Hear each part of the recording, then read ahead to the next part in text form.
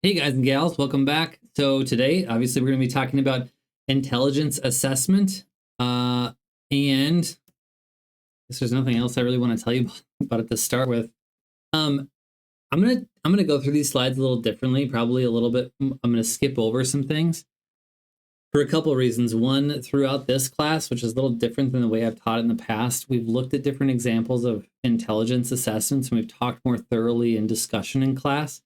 So I'll give kind of a general foundation, but try and keep the video a little bit shorter for this one too. So, and because I get to come in class and show you examples of things, I'm not going to talk specifically about how things work quite as much. So I can show you that. And I can show instead of tell. And this is even better, right? So let's start off by talking about what intelligence even is. Let's see, where do we even start? In talking about intelligence is such a big topic, and it's been studied and debated and discussed and assessed and just over the course of the last 100 years or longer, people have asked this question: what does it mean to be smart? What are the parts of intelligence? And we think we kind of have an idea what that means until you start digging into it, and then we find out the truth, which is the first bullet point here. We don't really know. I mean, we have a I'm being a little bit flippant about this because we do know a ton about what is going on inside our head. We've done a lot of research, and yet there are still a lot of question marks too. So I say we don't know what it is. It's a little bit like our concept of love. All of us feel it. All of us know it. We have these words for it, sometimes one word in our English language. In other languages, they have a lot more words. But we think we know what it is until we start looking for it, and then we're like, it's just sort of this intangible thing that we can't quite grasp onto.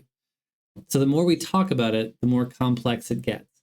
Part of the reason why I'm going to briefly talk about it only briefly is that the kind of therapy that at least that I train for, at least that we're talking about in our classes, it has less to do with how much we work up here and the smarts that we need. There are parts of it because absolutely we have to pay attention to that because it affects how we work in relationship, it affects how we work in school, our careers, that kind of stuff. And so some of us may get really good at this, and I may just not cover it in enough depth for you to be really satisfied. But the real thing that we do in therapy is often less that has to do with this and more that has to do with this. Learn the language of the heart. So that's why partly I'm going to breeze over this. I want to talk about love and talk about what that means and how attachment works and what it means when we have it and what happens when we don't. And that's where we sort of cross over with this world of diagnosis and mental illnesses or problems or issues of the heart. When we talk about intelligence, we're talking about issues of the mind or issues of the brain.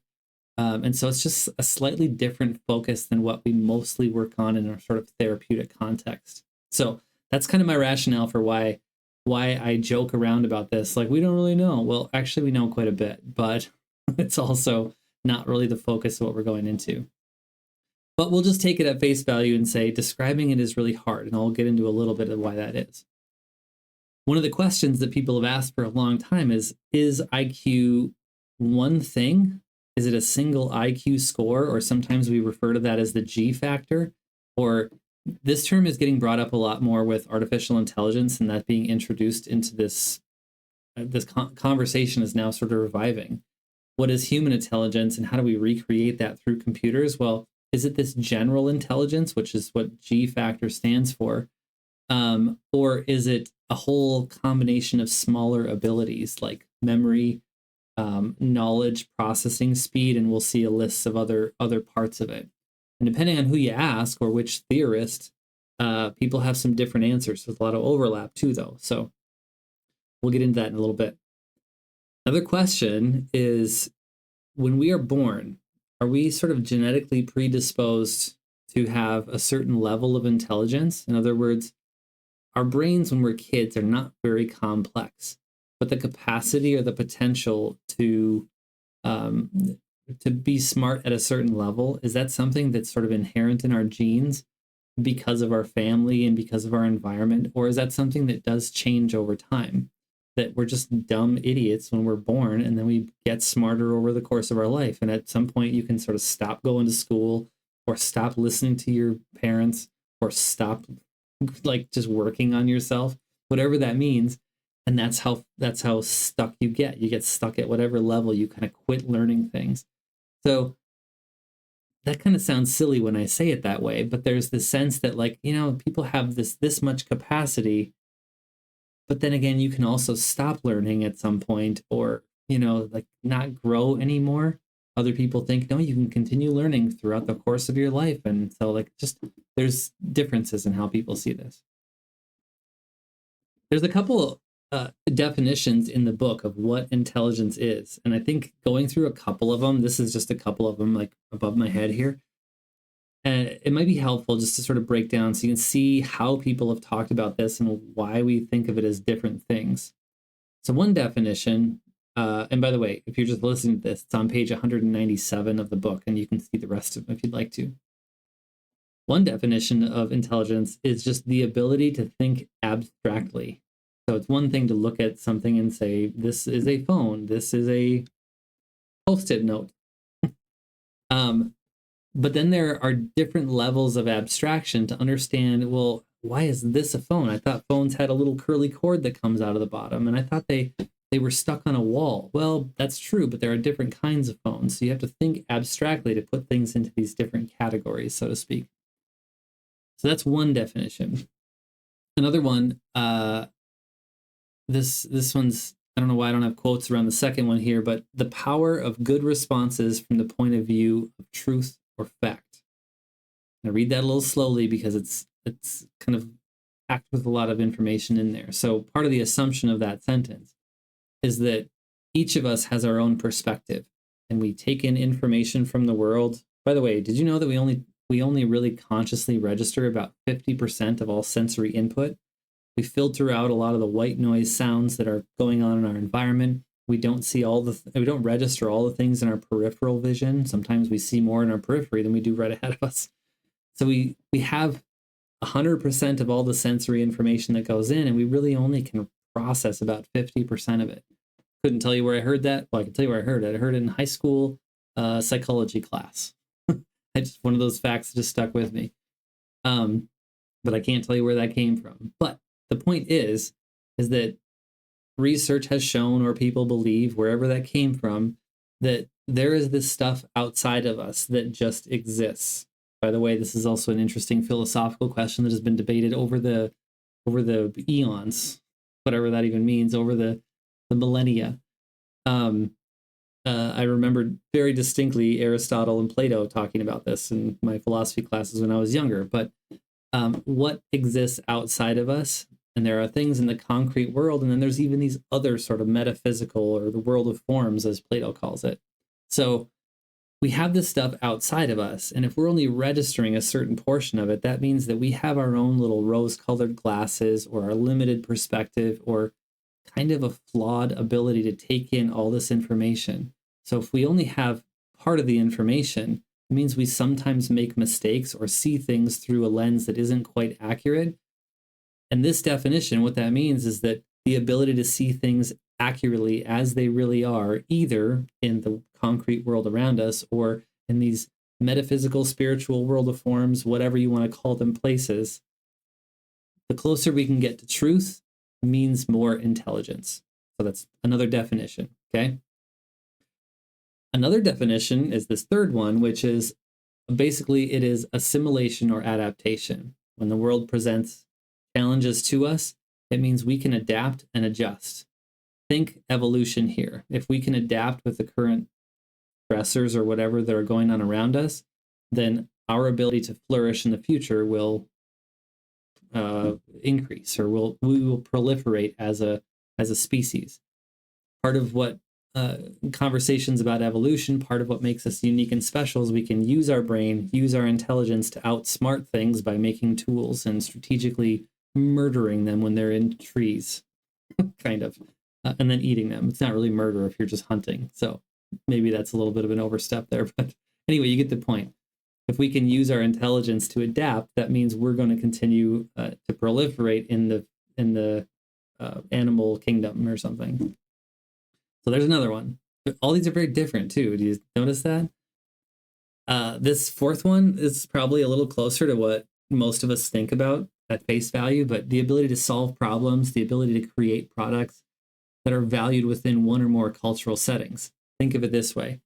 When the My Pillow guy, or what's that one guy's name? Oh crap, that one infomercial TV guy. Billy Mays, I think it is. He's like always selling. He's like the TV salesman, right? Some people just have a knack for, or think about Steve Jobs. Some people just have a knack for knowing what other people need. And if they have that knack, this definition would suggest that they can solve a problem. They can make this iPhone, they can create a product that people will value. And we look at those people and say, wow, they're so smart. They just had that insight. They had some kind of foreknowledge that the rest of us don't have access to. And that's what this definition is getting at. So there's a lot of different definitions of what this means, or what intelligence is. And there are more than that too, of course. And the book just pulled out some. I pulled out even fewer, and we don't need to go into all of them. Hopefully you get the point that it's just a hard thing to really pin down. One of the other things that I've already kind of alluded to is this idea of metacognition, or thinking about thinking. Basically what that means is I can look at a notepad here. It happens to be sitting on my desk. And I can give it a name, and I can use it, and I can function in the world with it. But then there are those times when, and this is a lot of what we can do in therapy, is we can think about, well, what are the thoughts that are going through your head? We can kind of almost take a step back, or look through the mind's eye. It's hard to find words exactly that fit this. And we can think about what are the thoughts that are going. So we have this sort of like almost another dimension, or another layer of how we're understanding what's going on in our heads. When we look around at the animal kingdom, we don't really know what's going on in the brains or the minds of animals, but we do suspect that this sort of like extra layer of insight appears to be something that's not present in all animals. Maybe elephants and their wonderful memories, maybe dolphins and their emotionally rich world. There are other animals that we kind of suspect have a lot more going on with their brains, and then a bunch of dummies like sheep that don't seem to have much of anything. And that's why we call them dummies, because we're like, you don't have that extra layer of insight that helps you function in the world or something. So anyway, I'm kind of making fun here, but you kind of get the idea. Is there's these layers, right? Another interesting fact that may or may not be relevant to you, but it used to be that intelligence assessments, because when they were new and they were really a fad thing, and they still kind of are deeply ingrained in our systemic understanding of how to make decisions about people, is what's going on up here, much less so these days about what's going on in here, in our world traditions, especially our spiritual traditions. And I think we're kind of getting back to that a little bit more now, but we're looking into a little more of what's going on in the human heart, not inside the blood pumper, but like inside what we abstractly call the heart. How do we love? How do we build our own character based on virtue and vice and those kind of things?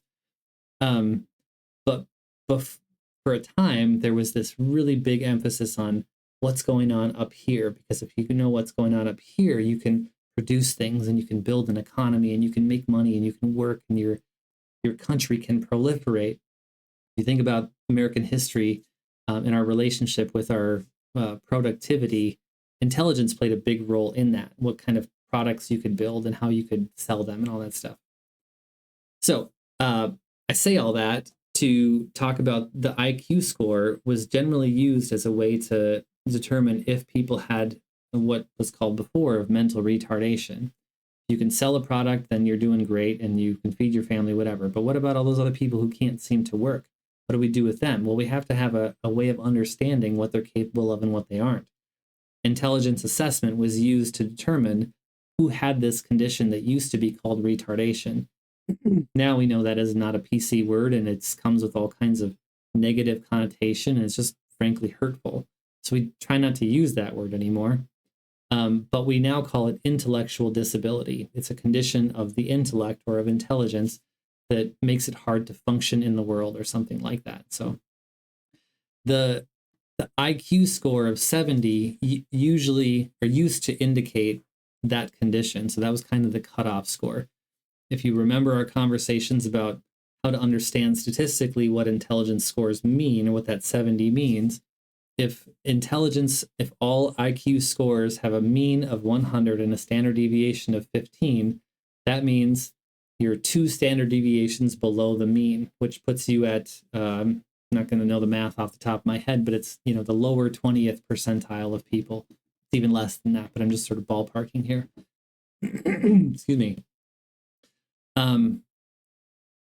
I don't want to go too much further into this, but now we say, well, we still use that 70 cutoff score, but we also add in adaptive features. In other words, there are these other things that we think are important factors in understanding whether a person has an intellectual disability or not.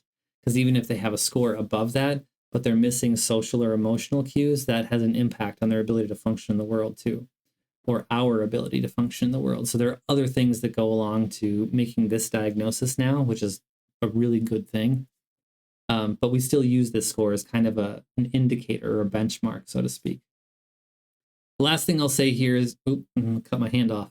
Last thing I'll say here is just a matter of fitting this into the context of how we use this word intelligence. Is we sometimes think about book smarts versus street smarts.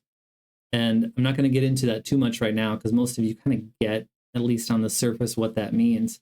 But it's really fun to have conversations about what that is, because when we think about intelligence, often we're thinking about book smarts, but then some of us are like, well, what about this like navigating through the world stuff? Like, what about the person who doesn't have economic opportunity and they couldn't go to school because they were in too much of survival mode, so they started selling crack because they need to feed their family, and that afforded them the opportunity to get a business loan and whatever, how that works.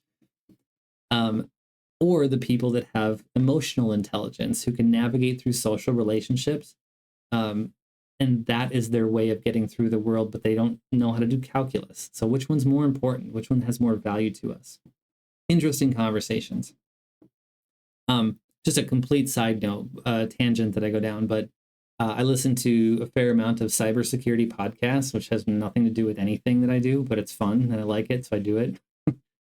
And one of the things that I get into a lot is social engineering. It's kind of part of the hacking world, but how do you use your ability to be deceitful to get information from people? You sort of engineer the way they feel and the way they relate to you so you can get access to things that you probably shouldn't have access to. It's really it's almost a game. I bet we'll look back on it and be like, wow, we really thought that was cool back then. And it's really not it's really interesting, but it's also kind of harmful. But the reason it's an industry now is because as companies get big and we focus more on tech, companies hire people to sort of what they call pen test or penetration test, which is see if you can call my customer service line, social engineer them to give you information that allows you access into our systems and that kind of thing. So they'll kind of it'd be like saying, I have a building that I just built. You go knock on the doors and see if you can break in, which is also penetration testing. There are people that do that too. But social engineering is specifically working with this stuff like street smarts.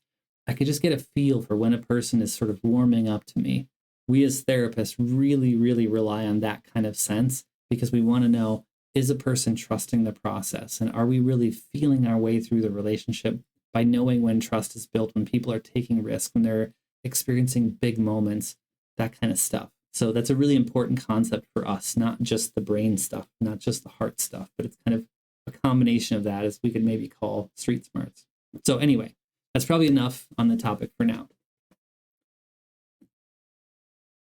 Here's some more just sort of generic stuff, I guess. The best estimate for heritability of, or I don't know, is there supposed to be a silent H there? Heritability? Think hereditary or heir to a throne or something. It's like how we think back to our not forefathers, but you guys know what I'm talking about. I don't need to explain it.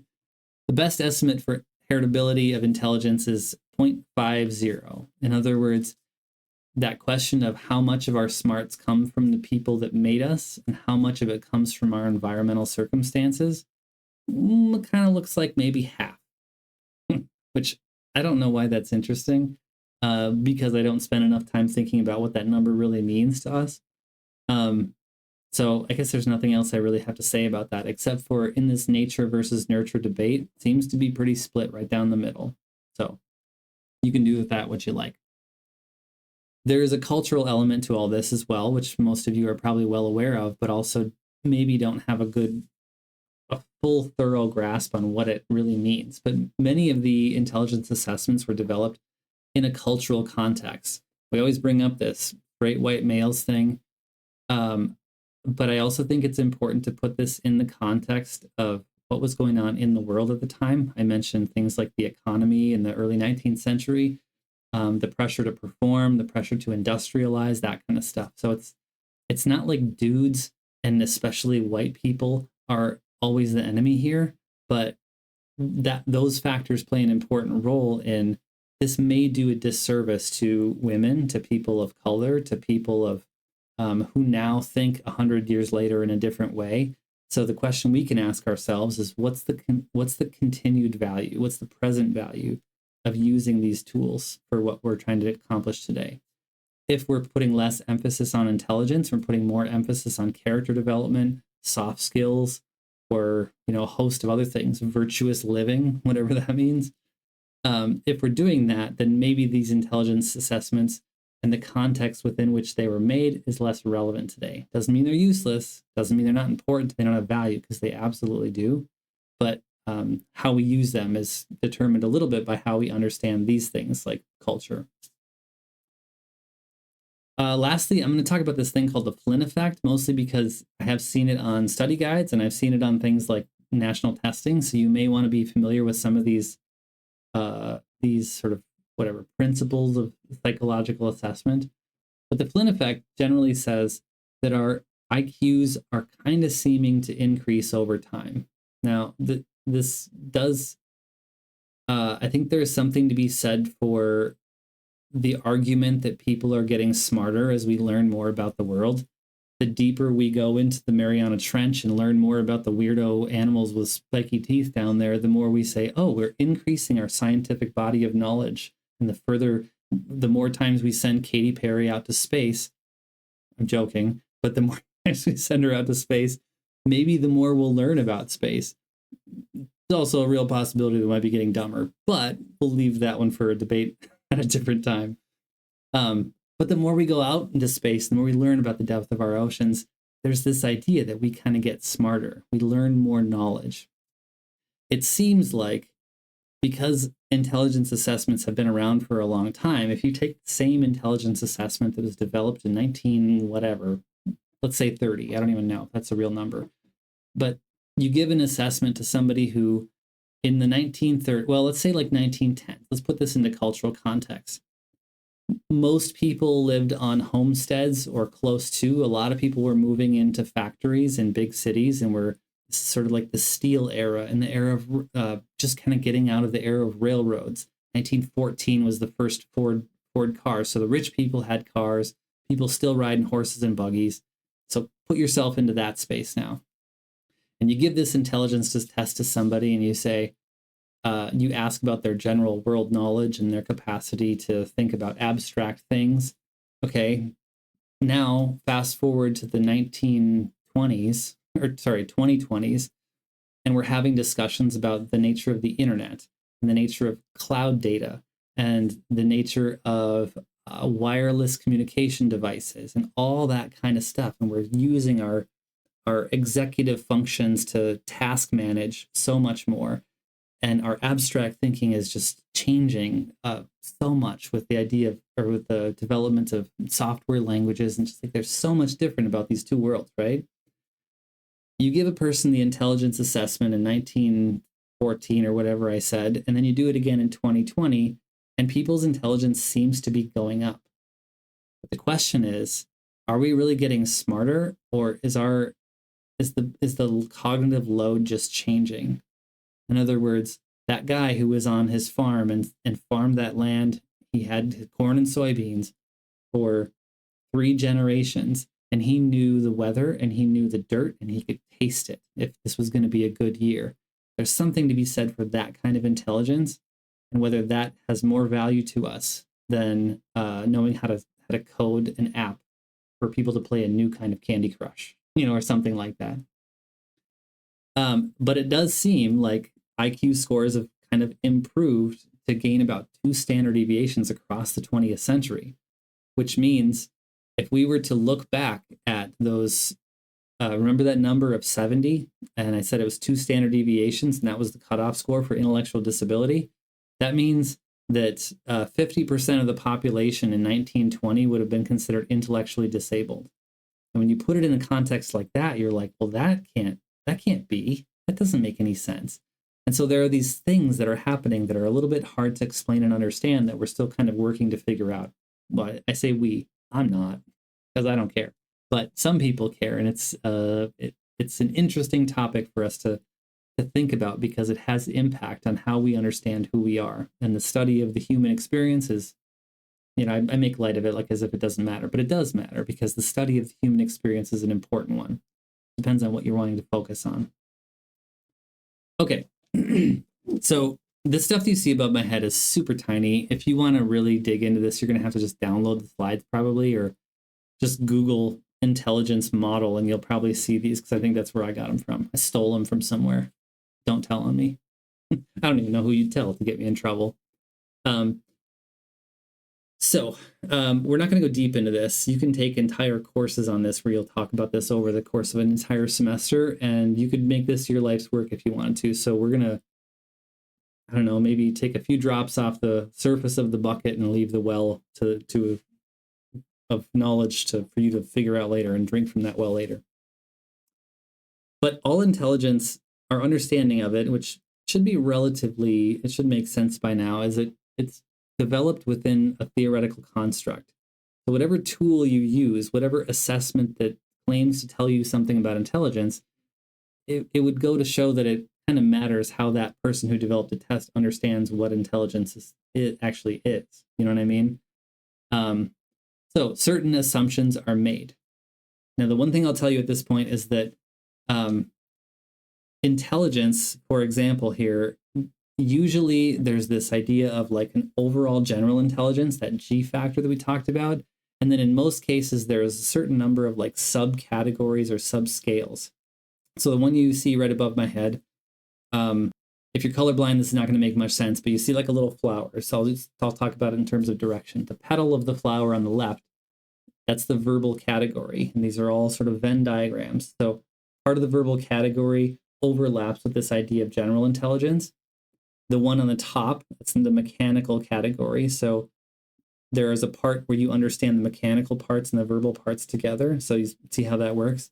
So it goes verbal on the left, mechanical on the top, spatial, our spatial ability to understand things in space, so our third dimension, so to speak. That's on the, whatever that is, your right, my left. And then numerical is on the bottom. So these 4 subscales or subcategories overlap to create this idea of general intelligence. The one behind my head here, where's right there, you can see general abilities on the top. The 2 down from that tree are verbal educational and then spatial mechanical. So it's kind of like the 2 petals, but they're combined. And then they just break down into further categories. I'm not going to go into specifically what those mean. Over here, these are just examples, by the way. Over here are some of the biggest ones that you'll see. And again, what you want to know for your ability to do your therapy work is not necessarily the underlying theories. You probably don't need to memorize these and really know them in detail unless you're going to be administering and interpreting intelligence assessments. That's really important to know. If you're going to be interpreting these, you have to know what these theorists think about what intelligence actually means. Okay. I don't want to go too far into why that is, but it's just really important. Take for, I don't know, just trust me or believe me. I don't know. Maybe you don't have to, but it really is important. I'll tell you about it later if you want to know. But one of them is Spearman's 2-factor theory. Again, you have 2 factors, general intelligence and then these specific abilities. The specific abilities are unique things and they contribute to this idea of the first factor or G factor. Another guy is Vernon's hierarchical model. I'm not going to say that other sentence, but you can read that if you want to. Carroll, and then there's Cattell, Horn, and Carroll. So these guys are kind of like, they have their own theory and they're kind of working together to develop to combine some of these ideas. As they study and they learn more, that's how that happens, is they kind of come together and they say, okay, well, what if you took these two ideas that we believe to be true and put them together in a single model? What does that look like? And so that's some of what's going on here. And then here are some other names too, right down below. Thurston, Guilford, Piaget, Luria, Sternberg, Gardner, and just like there's a host of other people that are part of this community that had novel ideas that were important in the development of different kinds of intelligence assessments. So there's a list of names if you want them. Okay, there's going to be a couple slides here, like this one talking about the Stanford Binet. Maybe not that many, I guess, but when it comes to theories of intelligence, we talk about, do you see, remember that I said behind my head, there's, oops, this stuff right here.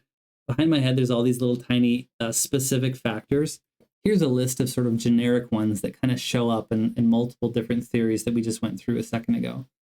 Abstract reasoning, knowledge, memory, nonverbal reasoning, numerical reasoning, perceptual ability, processing speed, reasoning, spatial ability, and verbal comprehension. There's definitions of what all those things mean here. I'm not going to go through those individually, but these are pretty typical separate skills. In other words, if you don't have one of these, it changes your ability to function in the world.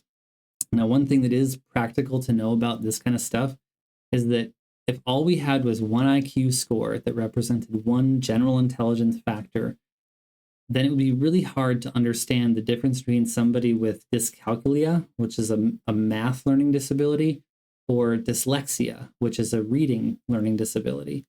But because we have all these different sort of brain conditions, it's helpful to pinpoint what kind of thing might be working versus what isn't.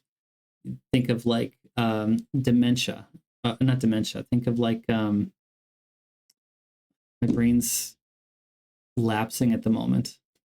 Think of a brain fart. This is a condition. Which one of these is going on when someone brain farts? What is it called when someone has memory loss? You guys are probably screaming it at your computers right now. It's so stupid. Someone's going to email me about this later. This is YouTube. If this is up on YouTube, you can leave it in the comments and be like, ugh, this is it, you idiot. You should know this. Who's the professor here? What'd you pay all that money to go to school for? You can't even remember this thing. Anyway, when people have memory loss, you get the idea that it's helpful to pinpoint what kind of ability a person is lapsing at any particular moment in their life, so we can treat that thing, but also understand that they have all these other abilities too. So putting that into context, I thought might be helpful, but it might have just made me look dumber. So sorry. Okay, I've mentioned this in class several times, but these are some big names that you need to, or this Wechsler. Wechsler is probably the most prominent assessment bundle, for lack of a better term. Wechsler created a bunch of different intelligence scales that have been used for a long time and are still used today and still in development. So they're current, they're relevant. You will likely see this both on national testing. You take some like the NCE or the NMHCE or whatever that is. Or if you're looking at reports of clients who have had psych evals or something like that, you'll almost certainly see some version of this. If you're working in schools, just school counselor, you'll probably likely see things like the WISC. So the WAIS, I'm going to say these names out loud just so they can you can hear them in your head. But the WAIS, or the Wechsler Adult Intelligence Scale, it's now in its 5th version. Like it's sort of just being rolled out now, or had a few months ago or last year or something, but still relatively new, being used new. The WISC, or the Wechsler Intelligence Scale for Children, or the WIPSI, the Wechsler Preschool and Primary Scale of Intelligence. These are just the same, trying to understand the same thing, just different age levels. The test is different because of the way the testee is evaluated. So they all try to understand basically the same thing. I don't really want to go through all of the details here in terms of like how these things work and how they're different. If you try to use one of these, which we have one, I can show it to you. In fact, I have a video that I can show some of you who are local if you want to see it, or I can bring it in. You can touch it and play with it and kind of see how it works. It's super fun to see how it works. The administration of it actually is not that complicated. It takes a little bit of practice because you have to do it in a very standardized format. You can't be flexible with how you give prompts. Excuse me. You can't be flexible with how you give prompts because you can't indicate whether a person is giving correct or incorrect answers because it changes the way that they're going to interact with the content, and that just invalidates the test. So that's why some people love these, some people hate them. But I can show them to you, and it's fun to learn the process in a very structured and rigid way. Some of you are just going to eat that up. But it's the interpretation where you can make big mistakes by misunderstanding what a certain number means, how that affects their intelligence, or what condition this might be indicative of. So those are the things that get kind of messy. But playing around with it is kind of fun. So I'm happy to show you a little bit of that. You see the asterisk there. That's kind of my don't hire lawyers against me. But it's very, very, very important to get advanced training because we as master's level counselors do not have the ability to do these. I have a PhD. I took classes in personality assessment, but I didn't have the time or interest or money to take classes in intelligence assessment.